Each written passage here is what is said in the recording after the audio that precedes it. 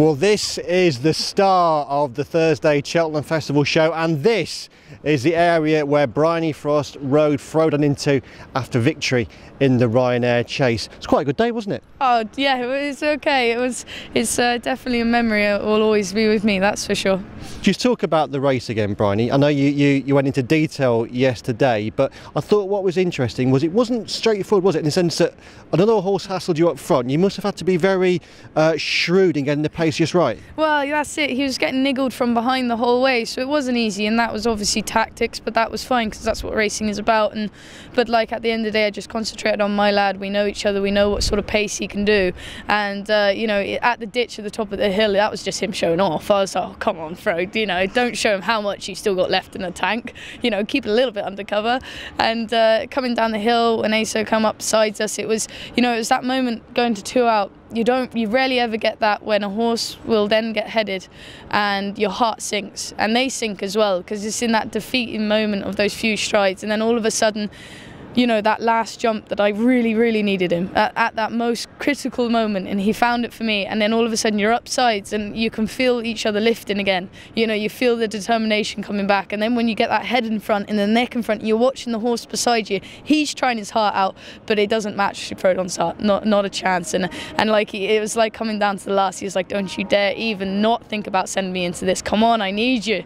And it was just, you know, and then when you cross the line, everything's gone, and it's just, you look down at him, it's just you and him, and I leant down on him and I just said, mate, you've done it. You know, because it's a massive achievement. It's the bravest of horses that come here, the most extreme athletes that they are in their game, and you know, for Frode to be the best one out there, and it was a proper race as well. It wasn't just a half-hearted one given to him. He really had to earn it yesterday, and you know, he's back in the stables today at the top of the yard, thinking he's King Kong, and sure, he should be believing it, and he's A1 as well. But you know, when you get that, you know, you give that text in the morning to Clifford at home, you know, how is he, and he comes back with, yeah, he's brilliant, he's squealing going to the walker. Well, that just makes it even more special.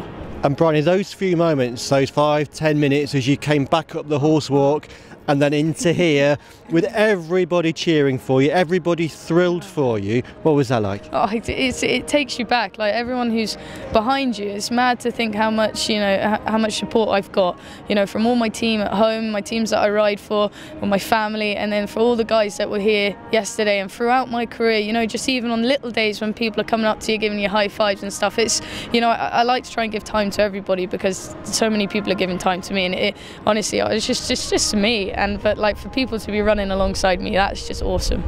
And last night, so you're a Cheltenham Festival winner, the first woman ever to win a Grade 1 race at the Cheltenham Festival. Yeah, that's pretty cool. How did you celebrate? Well, so the family were here, so we stopped off at Gloucester Services. They're really good burgers in there. So we had a burger, a Coca-Cola, yeah, athlete's diet and all. Yeah. But and then went down to the local pub where everybody was. I saw all the team, gave them a high five. You know, we all said how amazing he is. And then I was in bed at probably about 10:30, watched the replay, well, let's say 20 at least times, and then hit the hay and back here today, ready for my 2 rides today.